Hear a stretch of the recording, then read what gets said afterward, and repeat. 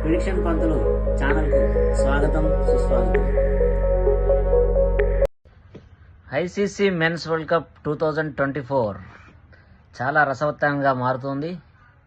Super 8లో ఎవరు గెలుస్తారు, అలాగే ఈ 2024 T20 వరల్డ్ కప్ని ఎవరు వరించనున్నారు.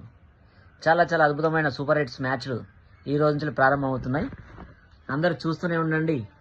మన ప్రిడిక్షన్ పంతులు ప్రిడిక్షన్ ప్రకారం ఈ సీజన్లో 90% యాక్యురేట్గా ఉన్నాయి.